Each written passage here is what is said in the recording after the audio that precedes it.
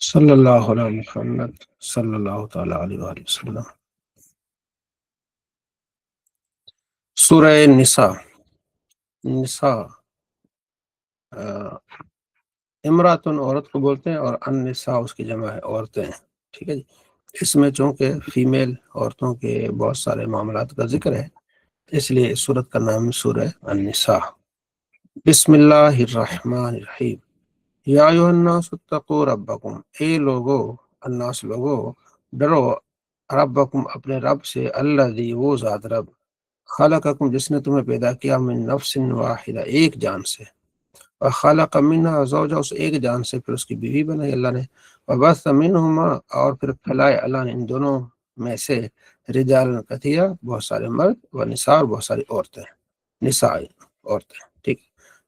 اس سے مراد ہے حضرت آدم علیہ السلام، پھر اما حوا، پھر انہی سے سارا جہان۔ واتقوا اللہ، اللہ سے ڈرو، الذی وہ اللہ کی ذات ہے، تساءلون اس کے نام کے ساتھ تم سوال کرتے ہو، اللہ کے نام سے دو، والارحام اور رشتے توڑنے سے بچو، ان اللہ بے شک اللہ، کان علیکم رقیبا تم پر نگہبان ہے۔ تو یہ پہلی آیت جو ہم نے سورہ النساء کی پڑھی۔ یتیموں کو ان کے مال دو، یہاں آگے پھر یتیموں کا ذکر آ رہا ہے، ٹھیک ہے۔ یتیم کسے کہتے ہیں؟ وہ بچہ جو صغیر ہو، نابالغ بچہ، نابالغ بچہ یا نابالغ بچی، وہ جس کا والد فوت ہو جائے، ٹھیک ہے جی، تو وہ کیا ہوتا ہے؟ یتیم ہوتا ہے۔ ہاں، بالغ آدمی کا والد فوت ہو جائے وہ یتیم نہیں ہوگا، یتیم اسے کہیں کہ اس بچے یا بچی کو جس کے والد صاحب فوت ہو گئے اور یہ ابھی بالغ نہیں ہوتا، ٹھیک ہے جی۔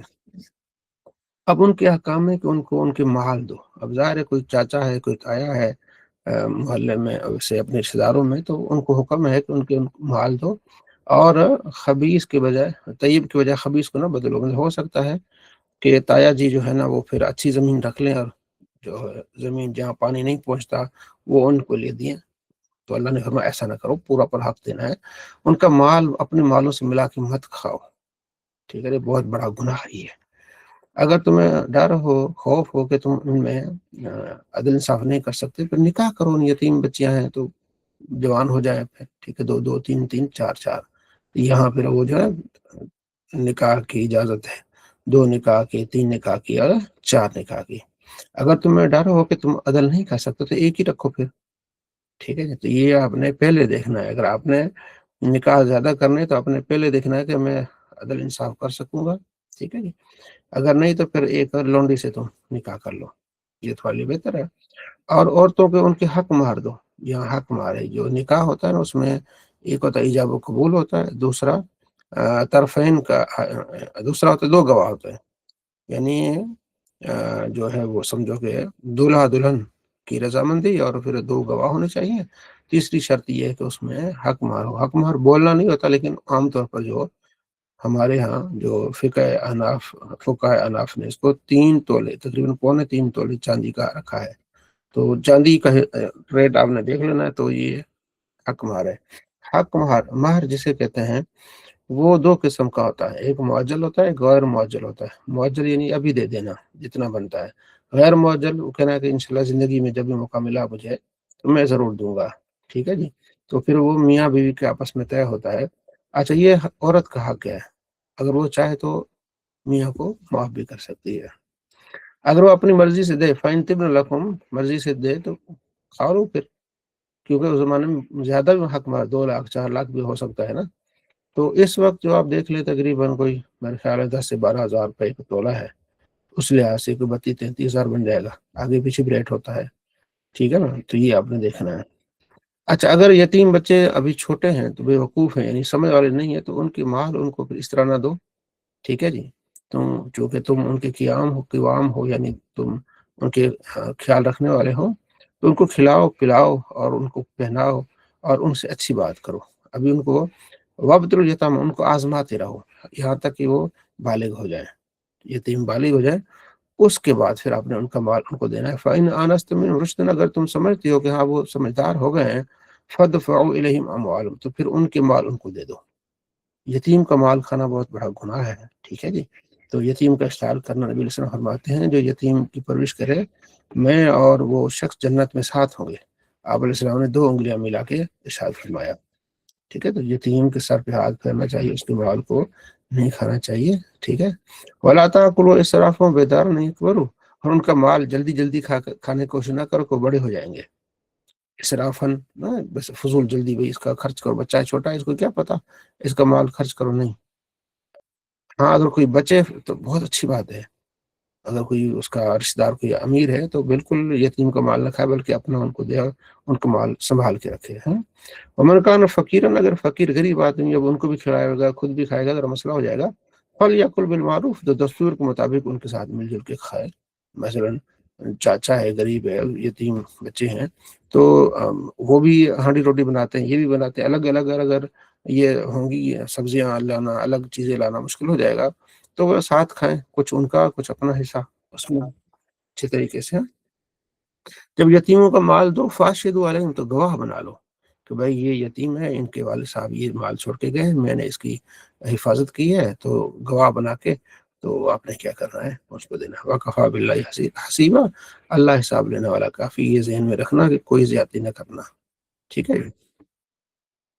للرجال نصیب مما ترک الوالدان والاقربون، مردوں کے لیے حصہ ہے، نصیب حصہ ہے جو ان کے والدین چھوڑ جائیں یا ان کے رشتہ دار بھائی بہن چھوڑ جائیں تو مردوں کا حصہ ہے. ٹھیک ہے نا، بھائی کے مال میں حصہ ہوتا ہے. ٹھیک ہے. وللنساء نصیب، اور عورتوں کا بھی حصہ ہے، جو ان کے والد صاحب چھوڑ جائیں، والدہ چھوڑ جائیں یا ان کے رشتہ دار چھوڑ جائیں، چاہے تھوڑا ہو چاہے زیادہ ہو، عورتوں کو بھی اسی طرح حصہ دیا جائے گا. جس طرح مردوں کا وراثت میں حق ہے اسی طرح عورتوں کا بھی حق ہے. ٹھیک ہے، تو عورتوں کی بھی آپ نے، یعنی عورتوں سے مراد بیٹیاں ہیں، بہنیں ہیں، تو ان کا بھی نصیب مفروضہ، ایک فرض، ایک ان کا حصہ ہے، وہ آگے اگلے رکوع میں پوری تفصیل آ رہی ہے. ٹھیک ہے جی. وَإِذَا حَضَرَ الْقِسْمَةَ أُولُو الْقُرْبَىٰ، جب یہ وراثت تقسیم ہو رہی ہوتی ہے تو غریب رشتہ دار مسکین لوگ آ جاتے ہیں، تو وہ آ جائیں تو پھر کیا کرو، فَارْزُقُوهُم مِنْهُ، تو انہیں بھی کچھ دے دیا کرو. ایسے ابھی تقسیم ہو رہا ہے نا تو تھوڑا سا الگ کر لو، یہ مل جل کے نا ہم نے سب ہمارا سب کا، یعنی سب کا 15,000 ہے نا، یہ مکس نکال دی، اس میں سے کسی کو 1,000، کسی کو 2,000، کسی کو اس طرح دے دیا.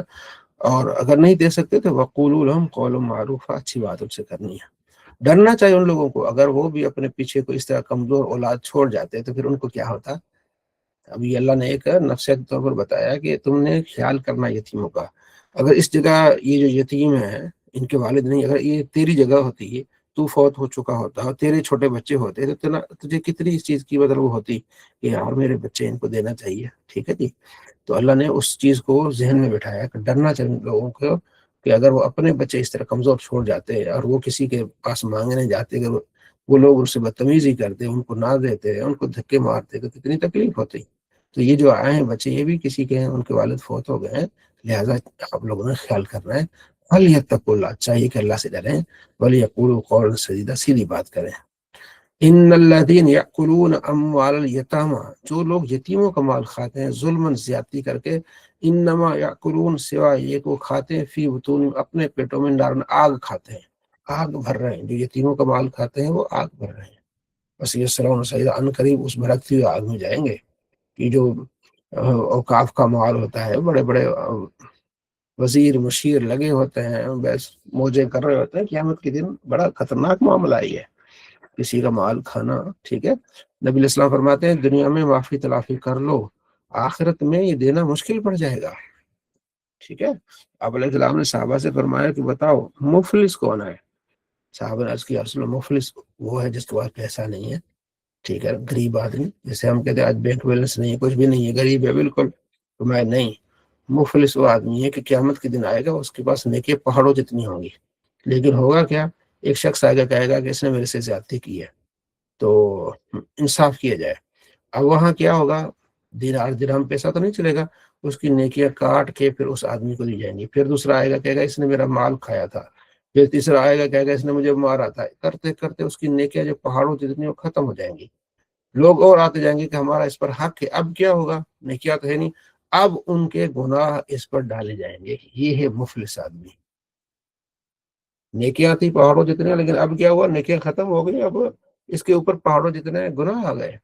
یہ مفلسیت فرمایا کہ دنیا میں اپنی معافی تلافی کر لو، معاف کر لو، ٹھیک ہے نا، چالاکی سے پیسہ مت کھاؤ کسی کا، چالاکی کے ساتھ اس طرح نہ کرو، ٹھیک ہے، چالاکی اچھی نہیں، ہاں صحیح بتا دو بھائی یہ آپ کے پیسے ہیں، یہ میں انشاءاللہ میں آپ کو واپس کر دوں گا، اگر یقین کے ساتھ آپ کا ارادہ واپس کرنے کا، اگر نہ بھی کر سکے، اگر بھول گئے تو انشاءاللہ اس کا نہ کوئی ہوگا، لیکن جو ظلم زیادتی کے ساتھ، چوری چکاری کے ساتھ کیا جاتا ہے، ڈرنا چاہیے، وہاں پھر یہ سارے معاملات کھل جائیں گے، کیونکہ ہمارا یقین ایمان ہے مرنے کے بعد اٹھنا ہے اور ہمارا حساب کتاب ہونا ہے۔ اس پورے رکوع میں شروع میں جو بتایا گیا اللہ تعالیٰ کی تخلیق حضرت آدم علیہ السلام کو اللہ نے کیسے بیان فرمایا، پھر اس کے بعد نکاح کا ذکر، پھر حق مال کا ذکر، پھر یتیموں کا ذکر۔ یوصیکم اللہ، اللہ تمہیں حکم دیتا ہے، اور وصیت کا معنی بھی اللہ تمہیں وصیت فرما دین، حکم دیتا ہے کہ کس کے بارے میں؟ اولاد کے بارے میں، کہ تمہیں وراثت کیسے تقسیم کرنی ہے۔ للذکر مثل حظ الانثیین، لڑکے کا حصہ دو لڑکیوں کے برابر ہے، ٹھیک ہے، یعنی اگر آپ نے 3 لاکھ چھوڑے ہیں تو 2 لاکھ نہیں، 3 لاکھ نہیں کہیں گے، اگر ہم 4 لاکھ چھوڑے ہیں، 4 لاکھ چھوڑے تو 2 لاکھ لڑکے کے ہوں گے اور 2 لاکھ، 1 لاکھ لڑکیوں کو دیا جائے گا، یعنی لڑکے کا ڈبل ہوگا۔ کیوں ڈبل ہوگا؟ اس لیے خرچہ بھی لڑکے نے کرنا ہے، لڑکیوں پر کوئی خرچہ نہیں، ماں باپ کا خرچہ کرنا کس نے؟ لڑکے نے کرنا ہے۔ اگر لڑکی کو بھی 2 لاکھ ملتے، لڑکے کو 2 لاکھ ملتے، لڑکے پر خرچہ ہوتا، لڑکی پر کچھ نہیں ہے، اس بیچارے کے پاس کیا بچتا؟ تو اللہ نے ایک عدل انصاف کا ایک ترازو رکھا ہے کہ لڑکا اس کو ڈبل ملے گا لڑکی کے مقابلے میں، کیونکہ لڑکی پر کوئی ذمہ داری نہیں ماں باپ کی، لڑکے پر ہے۔ فَإِن كُنَّ نِسَاءً فَوْقَ اثْنَتَيْنِ، اگر لڑکیاں 2 ہوں یا اس سے زیادہ ہوں تو پھر تہائی مال وہ لے لیں گی، ٹھیک ہے، یعنی کہ ان کا بھائی کوئی نہیں، صرف لڑکیاں ہیں، 2 ہیں 3 ہیں تو اس کے 3 حصے لیے جائیں گے، ثلث، 2 حصے لے لیں، ثلث کہتے ہیں 2 تہائی، یعنی کہ اگر اس نے 3 لاکھ چھوڑے ہیں تو 2 لاکھ لڑکیوں کو ملیں گے، 2 لڑکیاں ہیں یا اس سے زیادہ ہیں۔ وَإِن كَانَتْ وَاحِدَةً، اگر ایک ہی بچی ہے کسی کی، بندہ فوت ہو گیا، فَلَهَا النِّصْفُ، تو آدھا اس بچی کو ملے گا، جائیداد میں آدھا کس کو ملے گا؟ بچی کو، یاد رکھیے گا۔ ولی اب اس کے ماں باپ بھی ہیں تو ان میں سے ہر ایک کو چھٹا حصہ ملے گا، ماں باپ کو چھٹا حصہ ملے گا جو اس نے چھوڑا ہے، اگر اس کی اولاد ہے۔ فَإِن لَمْ يَكُنْ لَهُ وَلَدٌ، اگر اولاد نہیں ہے اس کی، وَوَرِثَهُ أَبْوَاهُ، پھر والدین جو ہے وارث بنیں گے، بیٹا بیٹی کچھ بھی نہیں ہے، شادی کی تھی فوت ہو گیا تو اب وارث بنیں گے ماں باپ، ماں کو تیسرا حصہ ملے گا، باقی سارا والد کو، ٹھیک ہے۔ وَإِن كَانُوا إِخْوَةً، ہاں اگر اس کے بھائی ہے کوئی، ٹھیک ہے، یعنی کہ کوئی یہ سمجھو کہ اللہ تی اخواتی بھائی کہتے ہیں نا، دوسری ماں سے یا اس طرح کوئی بھائی ہے تو پھر ماں کو چھٹا حصہ ملے گا۔ ہاں وصیت پوری کی جائے گی اور جو اس پر قرض ہے وہ اتارا جائے گا، ٹھیک ہے جی، یعنی سب سے پہلے جو قرض ہوگا وہ اتارا جائے گا اور جو وصیت ہوگی وہ پوری کی جائے گی، اس کے بعد جو بچے گا اس میں کیا ہوگا؟ وراثت تقسیم ہوگی، ٹھیک ہو گیا۔ آباؤکم ابناؤکم، یہ تمہارے باپ دادا یا اولاد، لا تدرون ایہم اقرب لکم نفعا، تمہیں نہیں پتا سب سے زیادہ تمہارے قریب کون ہوگا جو تمہیں فتح یعنی فائدہ دے گا۔ مقصد یہ کہ بھائی سب عدل انصاف پورا کرو، کوئی باپ ہے تو اولاد میں پوری تقسیم کرے، ٹھیک ہے، تو چونکہ اب اسے نہیں پتا کہ اس کے مرنے کے بعد کون اس کو زیادہ فائدہ دے گا، کون اس کو دعاؤں میں یاد رکھے گا، فریضۃ من اللہ، اللہ کا فرض کردہ نظام ہے، اس لیے اس کو اپنے فالو کرنا ہے۔ وَلَكُمْ نِصْفُ مَا تَرَكَ أَزْوَاجُكُمْ، مردوں کے لیے آدھا ہے جو اس کی بیوی چھوڑ جائے، اگر اولاد نہ ہو، پہلی شک، اولاد نہیں ہے، میاں بیوی ہے، عورت فوت ہو گئی، اولاد نہیں ہے تو مرد کو آدھی جائیداد جو بیوی کی ہے وہ مل جائے گی، سونا ہے جو کچھ بھی آدھا اس کو مل جائے گا، ٹھیک ہے جی۔ اچھا ہمارے کیا ہوتا ہے پنجاب میں، یہ ہوتا ہے کہ اگر لڑکی فوت ہو گئی تو سارا جہیز ہر چیز جو ہے نا وہ لے کے جاتا ہے میکے والے، قرآن تو یہ کہتا ہے کہ آدھا اس لڑکے کا ہے، اگر لڑکی فوت ہو گئی ہے نا، اولاد ابھی نہیں ہوئی تو آدھا کس کا ہے؟ لڑکے کا ہے، جو گہنے ہیں جو کچھ بھی ہے، تو ہمارے یہاں تو ایسا ہی ہوتا ہے، میرے خیال میں آپ کے بھی ایسے ہی ہے، تو وہ پھر سارا میکے والے لے کے جاتے ہیں سارا ہی۔ فَإِن كَانَ لَهُنَّ وَلَدٌ، ٹھیک ہے، اگر عورت کی اولاد ہے تو پھر مرد کو چوتھا حصہ ملے گا، یعنی عورت کی اولاد نہیں ہے، عورت فوت ہو گئی ہے، اب ظاہر نوکری بھی کرتی ہے، ایسی بھی ہے ہماری بہنیں نوکریاں کرتے ہیں، بینک بیلنس ہیں، تو شوہر کو اس میں سے آدھا ملے گا، اور اگر اولاد نہیں، اگر اولاد ہے تو پھر شوہر کو چوتھا حصہ ملے گا، 4 حصے کیے جائیں گے، اس میں چوتھا حصہ شوہر کو ملے گا، اگر اولاد باقی اولاد میں تقسیم کیا جائے گا، اور یہ اس وقت ہوگا اس نے جو وصیت کی ہے اور اس پر جو قرض ہے وہ ادا کیا جائے گا۔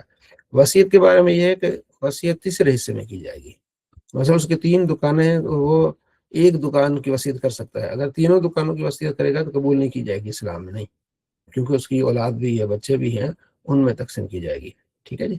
اور قرض جو ہے وہ دیا جائے گا، جتنا بھی قرض پہلے اتارا جائے گا۔ تو یہ تو ہو گیا عورت کے لیے، عورت فوت ہو گئی، مرد زندہ ہے تو مرد کو ملے گا آدھا، اگر اولاد نہیں ہے، اولاد ہے تو مرد کو ملے گا چوتھا حصہ، ٹھیک ہے جی۔ اب آگے جو ہے اگر مرد فوت ہو جائے اور اولاد نہیں ہے تو عورت کو ملے گا چوتھا حصہ، مرد فوت ہو گیا اور اولاد نہیں ہے تو عورت کو ملے گا چوتھا حصہ، اگر اولاد ہے، مرد فوت ہو گیا، اولاد ہے تو عورت کو ملے گا 8واں حصہ، ٹھیک ہو گیا، تقسیم کے بعد اور جو ہے نا وصیت کے بعد اور قرض اتارنے کے بعد۔ جی علی محمد صاحب۔ السلام علیکم حضرت وعلیکم السلام۔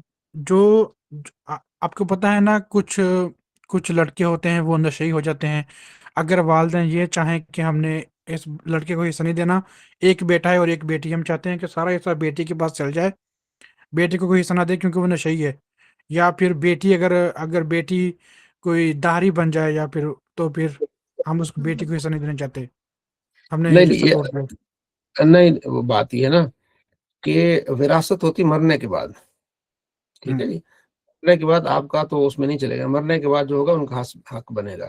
باقی رہی دہریہ کی، اسلام میں یہ ہے کہ جو مسلمان ہے وہ کافر کا وارث نہیں بنے گا، جو کافر ہے مسلمان کا وارث نہیں بنے گا، اگر کوئی دہریہ ہو گیا تو یہ مسلمان ہے، اس کا وارث نہیں بنے گا، ٹھیک ہے جی۔ باقی نشائی ہے، گناہ گار ہے، وہ وارث بنے گا، ٹھیک ہے۔ وراثت ہوتی ہے مرنے کے بعد تقسیم، اگر زندگی میں اگر کسی کو، جی ٹھیک ہے جی، زندگی میں اگر دینا ہے تو پھر بیٹیوں کو برابر دے گا، جو نشائی ہے اس کی زیادہ کیئر کرے گا کہ اس کو جو ہے اس کا علاج کرایا جائے، اس کو ٹھیک کیا جائے کسی حساب سے بھی، ٹھیک ہے جی۔ ٹھیک ہے، میں نے سنا تھا کہ اگر بیٹا نشئی وغیرہ ہو تو بیٹی کو نا زندگی کے اندر اپنی جائیداد میں سے 70-80% دے دیں، اور جب ان کی موت ہوگی تو جو 20% پیچھے رہ جائے گا اس میں سے بیٹے اور بیٹی کا حصہ جائے گا۔ نہیں نہیں، غلط سنا ہے، صحیح نہیں ہے، یہ بات صحیح نہیں ہے۔ اچھا، اب آگے کلالہ کے بارے میں اسے کہتے ہیں، ٹھیک ہے نا، جس کا ماں باپ نہ ہو، اولاد بھی کوئی نہیں، بیوی بچے بھی کوئی نہیں ہے، اکیلا ہے، فوت ہو گیا، تو اس کو بہن بھائیوں کو دیا جائے گا ایک، ٹھیک ہے۔ مرد کلالہ ہو سکتا ہے، عورت بھی ہو سکتی ہے، اس کا بھائی ہے، اس کی بہن ہے، ایک بھائی کی بہن ہے، ان کو 6واں حصہ ملے گا، اگر زیادہ ہیں تو وہ 16 میں وہ کیا ہو جائیں گے، وہ شریک ہوں گے۔ تلک حدود اللہ، یہ اللہ کی حدیں ہیں، جو اللہ اس کے رسول کی اطاعت کرے گا اللہ اسے جنت میں داخل کرے گا، وہ باغات ہوں گے ایسے جہاں نیچے نہریں بہ رہی ہوں گی، بہت بڑی کامیابی ہے۔ آپ نے اصول کے لحاظ سے جانا ہے، کسی کے ساتھ زیادتی نہیں کرنی، ٹھیک ہے جی۔ یہ جو وراثت ہے بہت اہم ہے، ہمارے ایک جاننے والے ہیں تو بڑی اچھی زندگی گزاری انہوں نے، ساری زندگی بہت اچھی گزاری، بڑا مطالعہ، سارا کچھ، یہ وہ تبلیغی جماعت میں بھی رہے، سارا کچھ کیا، لیکن زیادتی کر گئے اولاد کے ساتھ۔ 2 بچے تھے ان کے فیصل آباد میں، تو دونوں مکان ان کو دے کے گئے، ٹھیک ہے جی۔ وہ فیصل آباد کا مکان کروڑوں کا ہے، گاؤں کا مکان وہ بڑے کو دے کے گئے، بڑے بیٹے کو۔ اب آپ مجھے بتائیں گاؤں کا مکان جو ہے نا وہ 40 لاکھ کا، اور وہ شہر کا مکان ہے وہ 1.5 کروڑ کا، تو ساری زندگی تو انہوں نے کبھی رشوت نہیں لی، کبھی کچھ نہیں کیا، لیکن اینڈ پہ یہ داغ لے گئے، ٹھیک ہے جی۔ تو یہ کیوں داغ ہم نے کرنا ہے، ٹھیک ہے، اس زندگی میں لکھ کے دے گئے، چلے گئے، کچھ ناراضگی ہوگی بڑے بیٹے سے جو بھی ہے، لیکن جو کچھ بھی ہے ہم نے زیادتی نہیں کرنی، ہم نے اپنی قبر کو دیکھنا ہے، بچے خود کمائیں۔ میں تو چاہتا ہوں کہ بچوں کے لیے کرنا کیا ہے، کیوں کرنا ہے، آپ اپنی زندگی میں اچھا کھائیں پیئیں، ان کو قابل بنائیں، اپنی جائیدادیں بنائیں، وہ ہمارے مطلب وہ دیکھتے رہیں گے کہ ابو کمائیں گے تو ابو کے پیسے پر کھائیں پیئیں، نہیں، بچوں کو قابل کریں، بچے خود محنت کریں، آگے بڑھیں، ٹھیک ہے۔ آپ ساری زندگی لگے رہیں، اور میں تو حیران ہوں لوگ اتنا کرتے رہتے، اپنے لیے کچھ نہیں کرتے، بچوں کے لیے کر لیا، کل وہ بچے بھی نہیں پوچھتے ہیں. ٹھیک ہے بچوں کے لیے کرنا چاہیے, ان کے لیے پھر نبی علیہ السلام فرماتے ہیں کہ ان کو جو ہے اس انداز میں نہ چھوڑ کے جاؤ کہ کل مانگتے رہیں. لیکن یہ بھی نہیں اس کا مطلب کہ آپ جو ہے مطلب سارا کچھ بچوں کے لیے کریں, اپنے لیے کچھ خیال ہی نہ کریں. اپنی بھرپور زندگی گزاریں, بچوں کو کھلائیں پڑھائیں, ان کو قابل بنائیں کہ بھائی بیٹا محنت کرو, میں نے بھی یہ کما کے کیا ہے, ٹھیک ہے نا. اب میں ہی ساری زندگی تیرے مطلب نخرے اٹھاتا رہوں, میں نے کچھ نہیں کرنا. ٹھیک ہے جی, میری جو دل میں آتا ہے میں کر لیتا ہوں, میں آپ کو بتا رہا ہوں. میں جو خواہش ہوتی ہے ہاں ٹھیک ہے بچوں کو تعلیم دے رہے ہیں پڑھا رہے ہیں, لیکن اپنی خواہش جو بھی ہوتی ہے میں کر لیتا ہوں. بھائی ٹھیک ہے بھائی, یہ کیا کل ہم بچوں کے اب انتظار کرتے رہیں گے, بچے بڑے ہو جائیں گے تو ہمیں عمرہ کرائیں گے, تو خود کیوں نہیں کر سکتا بھائی؟ تیرے پاس پیسے نہیں ہے, بچے بڑے ہوں گے تو بچے بڑے ہو جائیں گے تو یہ چیز لے لوں گا, ابھی کیوں نہیں لے سکتا؟ ابھی کیا ہے, ٹھیک ہے نا, بچوں کے لیے کر رہا ہوں. کل وہ بچے نہیں پوچھتے, پھر ایسا بھی ہو جاتا ہے. نہیں, بچوں کو دیں, ٹھیک ہے, اپنا پہلے اپنی زندگی بہتر گزارے ہیں, ٹھیک ہے جی. اب بچوں کی بناتے بناتے اپنے لیے غرق کر جاتے ہیں. ہمارے استاد صاحب صادقآباد کے تھے, تو وہ کہتے ہیں کہ وہ میں آیا ادھر گاؤں میں تو ایک بزرگ بیٹھے ہوئے تھے کونے میں, تو وہ مجھے دیکھے تو مطلب بڑی محبت سے ملے اور رونے لگے. میں نے کہا کیا ہوا؟ اس نے کہا میرے 3 بیٹے ہیں, ٹھیک ہے جی, تو اب میرے سے کوئی پوچھتا نہیں کہ ناشتہ کیا نہیں کیا. کہتے میرے سے غلطی ہو گئی. غلطی کیا ہو گئی؟ کہتے غلطی یہ ہو گئی کہ میرے پاس زمین تھی, ٹھیک ہے نا, تو بچوں نے کہا ابھی ہمیں تقسیم کر کے دے, تو میں نے دنیا میں ہی ان کو تقسیم کر کے دی. جب تقسیم نہیں ہوئی تھی زمین, میری بہویں میرے بیٹے سارا میرا خیال کرنا کھانے پینے کا. جب زمین تقسیم ہو گیا میرے سے کوئی پوچھتا ہی نہیں ہے. یہ غیر شرعی ہے. میں آپ کو بتاؤں دنیا میں مال تقسیم کرنا غیر شرعی ہے. آپ نہیں تقسیم کریں دنیا میں. وراثت اسے کہتے ہیں کہ آپ مرنے کے بعد آپ کی تقسیم ہوگی. آپ دنیا میں جب تقسیم کر کے جاتے ہیں تو پھر وراثت تو رہی نہیں, ٹھیک ہے. اگر آپ دنیا میں کریں گے تو پھر سب کو برابر دیں گے, بیٹے کو بیٹی کو برابر دیں گے. اسلام کے پاس ایک صحابی آئے, نعمان بن بشیر صحابی کہتے ہیں کہ میری والدہ نے کہا کہ میرے بیٹے کے لیے تم نے کیا کیا؟ میرے والد صاحب کو کہا, بار بار پوچھتی رہی میرے بیٹے کے لیے تم نے کیا کچھ بنا کے دیا ہے؟ تو اس نے کہا جو فلاں جو باغ ہے نا وہ میں اس بیٹے کے نام کرتا ہوں. تو والدہ نے کہا کہ نہیں ایسے نہیں, تو کل دوسروں نے بھی بات کرنی ہے تو گواہ کوئی بنا دو. تو والدہ نے کہا کون سا گواہ بناؤ؟ تو انہوں نے کہا جی تم نبی علیہ السلام کو گواہ بنا دو. نعمان بن بشیر چھوٹے تھے, صحابی ہیں, کہتے والد صاحب مجھے نبی علیہ السلام کی بارگاہ میں لے گئے, عرض کی یا رسول اللہ آپ گواہ ہو جائیں, اس بیٹے کو میں نے فلاں باغ جو ہے نا اس کے نام کر دیا. تو آپ علیہ السلام نے فرمایا اور بھی بیٹے ہیں؟ اس نے کہا ہاں جی اور بھی بیٹے ہیں. فرمایا سب کو باغ دیا؟ ان کا نہیں. فرمایا یہ تو زیادتی ہے, ظلم ہے. برابری دنیا میں جب دینا ہے برابر دینا ہے, بیٹے کو بھی برابر دینا ہے, بیٹے کو برابر دینا ہے, ٹھیک ہے. اگر 1 لاکھ بیٹے کو دیا تو 1 لاکھ بیٹی کو بھی دینا ہے, برابر دینا ہے. مرنے کے بعد یہ اصول الگ ہے. تو آپ کیوں اپنی قبر کو خراب کر رہے ہیں؟ ٹھیک ہے جی. ہمارے ادھر گاؤں میں ایک آدمی نے کیا کیا کہ ایک بیٹے کو دے دی جائیداد, دوسرے کو دی نہیں. جب وہ بندہ فوت ہو گیا تو دوسرا بیٹا غصے میں آ کے کھڑا ہو گیا. اس نے کہا اس کو میں نے دفنا نہیں دینا, اس نے میرا حق کھایا ہے, اگرچہ میرا باپ ہے میرا حق اس نے دوسرے بھائی کو دے دیا ہے, تو ہم یہ کیوں بدنامی لیں؟ ٹھیک ہے, خوب اچھی طرح زندگی گزارے. بیٹوں کو کہو بھائی کرو محنت, ہاں ہم تمہیں سپورٹ کریں گے. تو وہ تو نیلے کے دیلے بن جاتے ہیں جب آپ سارا کچھ کرتے ہیں. تو یہ چیزیں ہیں. جی نوشین بہن. السلام علیکم حضرت. جی وعلیکم السلام. حضرت یہ جو آپ نے فرمایا کہ اپنی زندگی میں والد نہ دے, جب ان کی ڈیتھ ہو جائے تو وراثت اس کو پھر کہتے ہیں. جی تو اب اس طرح سے یہ ہوتا ہے کیونکہ ہمارے بھی ایک ریلیٹیو میں رشتہ داروں میں ہے کہ بیٹے بہت تکلیف میں ہیں, جیسے کرائے کے گھروں میں رہتے یہ کرتے, تو ان کا بھی سٹنس یہی ہوتا ہے کہ بھائی میں اپنی زندگی میں نہیں دوں گا, میں مر جاؤں گا تو یہ سب آپ لوگوں کا ہی ہے. تو اس کا کیا ہے اسلام کے اندر؟ اچھا سوال کیا آپ نے. جی یہ ہے جی کہ وہ مرضی کا مالک ہے, وہ اگر نہیں دیتا تو ٹھیک, ہاں بیٹے ہیں اس کی ہیلپ کرے, اگر ان کی مشکلات کو آسان کرے, لیکن جائیداد ان کے نام کرنا اس پہ اس کے لیے لازمی نہیں ہے, کیونکہ اچھا جائیداد ہاں جائیداد اسی کی ہے. تقسیم اس وقت ہوگی جب وہ فوت ہوگا, ٹھیک اچھا. ہے. ہاں یہ وراثت اسے کہتے ہیں کہ مرنے کے بعد وہ وراثت تقسیم ہوتی ہے, پہلے نہیں تقسیم ہوتی. وہ خود سمجھدار ہے, اگر میرے پاس ایک مکان میں بیٹے کو دے دیا, میں کدھر جاؤں گا پھر؟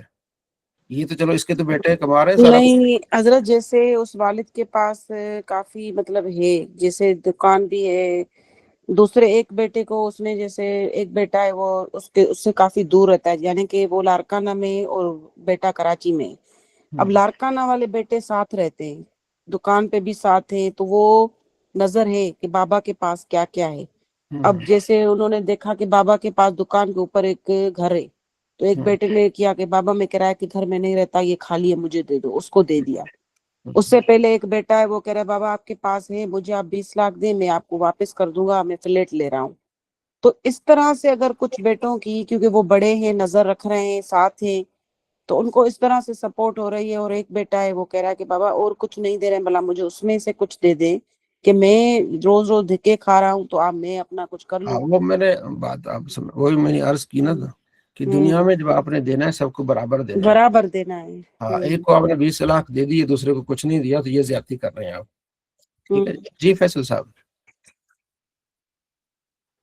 अस्सलाम वालेकुम साहब। जी वालेकुम सलाम। सर जी मेरा सवाल ये है कि ना, एक ऐसा कुछ चीज फेस कर रहा हूँ मैं। एक वालिद है, उन्होंने जमीन खरीदी अपने दौरे हयात में, और नाम अपनी बेगम के कर दी, यानी वालदा के नाम पे कर दी। हाँ, और तो उसके बाद उनकी डेथ हो जाती है। तो कुछ चीजें जो जमीन थी वो वालिद साहब के नाम पे थी और कुछ वालदा के नाम पे थी।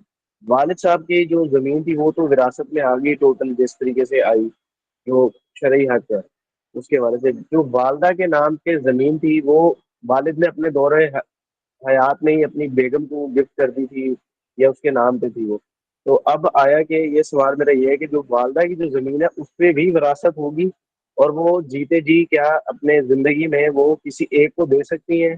जैसे कि एक वो किसी एक बेटे के पास रहती है और वो चाहती है कि मैं अपनी वो जो जमीन जो मेरे नाम पे है वो मैं एक बेटे को दे दूं। जरा इसको थोड़ा सा एक्सप्लेन कर दीजिएगा, मेहरबानी होगी। वालिद साहब जो आपके वालिद साहब हैं, या जो भाई किसी के वालिद साहब हैं दुनिया में, अगर उन्हें अपनी बेगम को गिफ्ट कर दिए तो वो उनका हो गई जाती। ठीक है जी, उसमें उनका विरासत का सिलसिला नहीं चलेगा। अब वो जाती तौर पर वो बेगम साहिबा जो हैं वो उसकी मालिक हैं। अब बेगम साहिबा अगर दुनिया में बेटों को देना चाहिए, कि जहाँ जिसके बेटे के पास रहती हैं अगर उसको देना चाहती हैं, तो इस शरीयत में जायज़ नहीं होगा। मतलब जायज़ से मुराद ये है कि ये अदल के खिलाफ होगा। जैसे अभी मैंने आपको हदीस सुनाई है कि जब आपने दुनिया में बेटों को देना है तो सबको बराबर बराबर देना है। ठीक है जी, और अगर वो फौत हो गए तो उसके बाद सब में ये तकसीम होगी, ये विरासत होगी। ठीक है, तो दुनिया में अब वो उस बेटे को पूरी जायदाद दे के जाए, मतलब जमीन वगैरह बाकियों को ना मिले, तो ज्यादती है।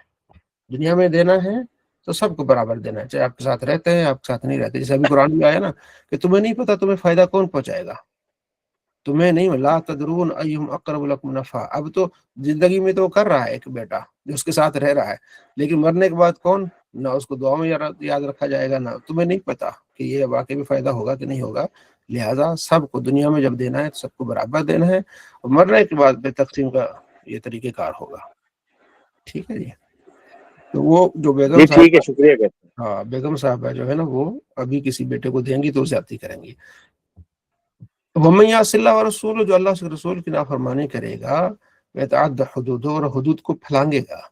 ये अल्लाह की हदें हैं जो अल्लाह ने बयान फरमाई कि इसका हक है। ज़ाहिर है दुनिया है, इसकी ज़िंदगी गुजारनी है, तो वो पैसा भी आता है, उसी से वो अच्छे दिन भी चलते हैं।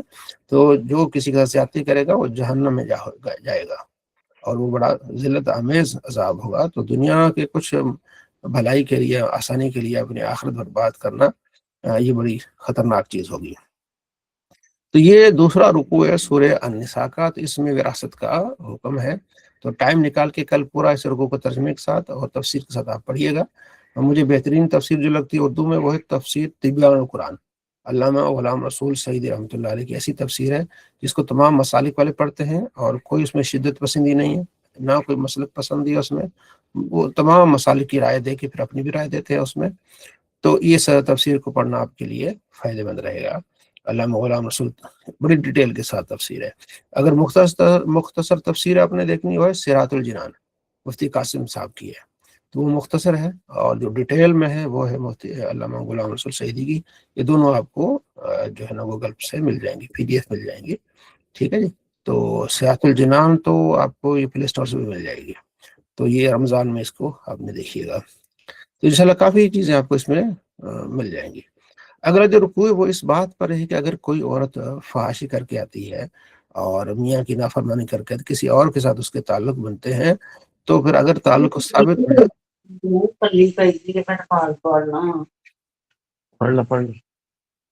مائک میوٹ کر لیں، مائک میوٹ کر لیں بہن. اچھا، کہ اگر وہ غلط راستے پر جاتی ہے تو اگر اس سے شک ہے تو 4 گواہ لے آئے، ٹھیک ہے، تو وہ گواہی دیں تو پھر اس کو گھر میں روک لے، ٹھیک ہے، یہاں تک کہ وہ مر جائے یا اللہ اس کے لیے کوئی اور سبب بنا لے. تو یہ جو سزا ہے نا، اس سے پہلے جو آگے سورہ نور میں سزا کا ذکر ہے، بدفعلی کرنے والے کے لیے زنا کی سزا کا رجم وغیرہ ہے، اس سے پہلے کی آیات ہے. تو اب اس کے بعد پھر وہ آگے حکم کہ اگر کسی نے دیکھ لے اس حالت میں تو پھر وہاں وہ حکم ہو جاتا ہے. اچھا، توبہ کرنی چاہیے. آگے پھر توبہ ہے کہ اللہ تبارک و تعالیٰ ان کی توبہ قبول فرماتا ہے جو انجانے میں گناہ کر بیٹھے ہیں، ٹھیک ہے جی. تو لیکن جو توبہ اس کی نہیں ہوگی جو توبہ نہیں کرتا یہاں تک کہ موت آتی ہے، غرغرہ موت، یعنی بالکل آخری سانس ہے، اس وقت پھر توبہ قبول نہیں ہوتی. فالآن اللہ فرماتا انی تبت الآن، اب تم توبہ کر رہے ہو، نہیں اب توبہ قبول نہیں ہے. ٹھیک ہے، جیسے وہ فرعون غرق ہو رہا تھا تو جب اس کو گوتے آئے تو اس وقت کہا کہ ہاں میں ایمان لاتا ہوں موسیٰ کے خدا پر، تو اللہ نے فرمایا اللہ اب نہیں، غرغرہ موت بالکل جو سانسیں اکھڑ رہی ہوتی ہیں وہ توبہ نہیں، توبہ پہلے ابھی جو ابھی سچے دل سے توبہ کرتا ہے اللہ تبارک و تعالیٰ اس کی بخشش بھی فرماتا ہے اور اس کے گناہوں کو نیکیوں میں بدل دیتا ہے. آگے اللہ فرماتا ہے کسی مرد کے لیے حلال نہیں ہے کہ زبردستی عورتوں کا وارث بن جائے، ٹھیک ہے، مطلب یتیم بچیاں ہیں وارث بن کے سانپ بن بیٹھ جاتا ہے، ان کو ان کے حق نہیں دیتا، ایسا نہ کرے، زیادتی نہ کرے کسی کے ساتھ، ٹھیک ہے جی. ہاں نکاح کرنا ہے تو پھر ان کو جو حق میرے کو پورا دیں، ٹھیک ہے. تو یہ ساری چیزیں ہیں، ٹھیک ہے جی. اور اگر کوئی دوسری عورت بدلنا چاہتا ہے، ایک عورت رکھی اس نے دوسری عورت بدلنا چاہتا ہے، پہلی عورت کو اگر اس نے کافی سارا مال دولت دیا ہے اور کافی سارے اچھے دنوں میں تحفے تحائف دیے تو واپس نہ لے. یہ انسان کی بہت کمینگی ہوتی ہے کہ خوشی کے دنوں میں جو اس نے خوشی کی سے دیا ہوتا ہے، بعد میں جب ناراض ہو جاتا ہے تو وہ جناب ہر چیز گنانا شروع ہو جاتا ہے، میں نے آپ کو یہ دیا تھا وہ دیا تھا. یہ ہلکے پن کی ہے.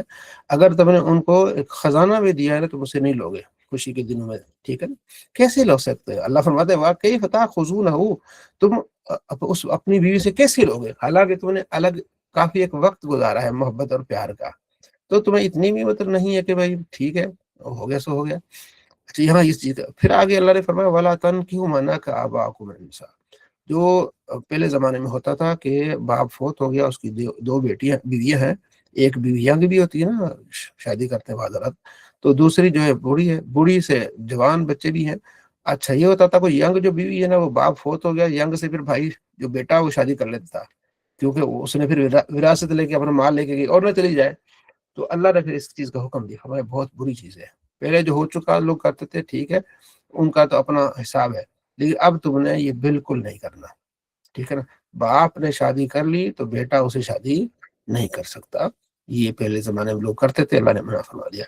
اب یہاں سے شروع ہے بہت اہم مسئلہ کہ کون کون سے رشتے آپ کے لیے حلال نہیں ہیں. تو اللہ نے پھر پوری ایک لسٹ بتا دی کہ یہ رشتے تمہارے لیے حلال نہیں، تم ان سے شادی نہیں کر سکتے، باقی اس کے علاوہ سارے رشتے تمہارے لیے حلال ہیں، ٹھیک ہے. تو حلال بہت سارے تھے، حرام تھوڑے تھے، تو تھوڑوں کا ذکر کر دیا، باقی سارے کیا تمہارے لیے حلال ہیں. حرام کیے گئے تم پر رشتے کون سے؟ ماں تم پر حرام ہے شادی کرنا، بیٹیوں سے اور بہنوں سے، پھوپھیوں سے، خالوں سے، بھائی کی بیٹی ہے، ٹھیک ہے، بہن کی بیٹی ہے، ٹھیک ہے، رضائی ماں، ٹھیک ہے، اور وہ جو رضائی بہنیں ہیں، ٹھیک ہے، اور تمہاری بیوی کی مائیں ہیں، اور وہ عورت جو تمہاری بیگم ہے اور پچھلے شوہر سے ایک بچی ساتھ لے کے آئی جو تمہارے پلتی ہے وہ، ٹھیک ہے جی. تو یہ تمہارے لیے حلال نہیں ہے. اور تمہارے بیٹوں کی بہویں وہ تمہاری حلال نہیں ہیں. 2 بہنیں اکٹھے تمہارے لیے حلال نہیں ہیں. شادی شدہ عورتیں تمہارے لیے حلال نہیں ہیں. یہ اللہ نے پوری ایک لسٹ بتا دی کہ اپنے یہ حلال نہیں ہے تمہارے لیے. شادی شدہ عورتیں تمہارے لیے حلال نہیں. ہاں اگر کوئی شادی شدہ ہے اور جنگ میں پکڑی گئی کافر کی بیگم تھی، وہ یہاں اب لوڈی بن گیا ہے تو اس سے نکاح کر سکتے، وہ تمہاری اب لوڈی ہے. پھر آگے لوڈیوں کا ذکر ہے، پھر آگے ذکر ہے کہ تم شادی کرنے کا ارادہ کرو، مستی نکالنے کا نہیں، اس کو مذاق نہ بڑھاؤ، ٹھیک ہے جی. تو پاک دامنی حاصل کرنے کے لیے تم نے کیا کرنی ہے؟ شادی کرنی ہے۔ اللہ تم سے آسانی کا ارادہ فرماتا ہے، اللہ تمہاری ساری چیزیں واضح کرتا ہے اور تمہیں سیدھے راستے کی طرف اللہ تبارک و تعالیٰ بلاتا ہے۔ یرید اللہ ان یخفف عنکم، اللہ چاہتا ہے کہ تم پر آسانی ہو، اور خلق الانسان ضعیفا، اور انسان بڑا کمزور پیدا کیا گیا ہے۔ تو یہ اللہ تعالیٰ نے ان چیزوں کا ذکر کیا۔ ایمان والو، اپنوں کے مال باطل طریقے سے نہ کھاؤ، تجارت کرو ایک دوسرے سے، چالاکی سے مال مت کھاؤ، ٹھیک ہے، برکتیں ختم ہو جاتی ہے۔ ایک دوسرے کو قتل نہ کرو، جو ایسا کرے گا بہت بڑا ظالم ہے۔ ان تجتنبوا الکبائر، اگر تم بڑے گناہوں سے بچتے رہو گے تو اللہ تمہارے گناہ باقی مٹا دے گا، چاہو تمہیں اچھی جگہ دے گا، ٹھیک ہے۔ اور ولا تمنا مت کرو جو کسی کو اللہ نے فضیلت دی ہے، تو مطلب یہ اسے حسد مت کرو، ٹھیک، یہ اللہ تبارک و تعالیٰ کے قانون ہے۔ ظاہر ہے کچھ امیر ہوتے ہیں، کچھ غریب ہوتے ہیں، کچھ کو عزت زیادہ مل جاتی ہے، کچھ کو اتنا ریٹ نہیں ملتا اس حساب سے، تو یہ اپنے کردار ہیں، تو آپ ان چیزوں پہ آپ ہاں۔ آگے پھر اللہ فرماتا ہے مرد جو ہے نا، یہ الرجال قوام علی النساء، مرد جو ہے یہ قوام ہے، یعنی افسر ہیں عورتوں پر، ٹھیک ہے، کیونکہ اللہ نے بعض کو بعض پر فضیلت دی، اور اس لیے بھی کہ وہ اپنا مال خرچ کرتے ہیں عورتوں پر۔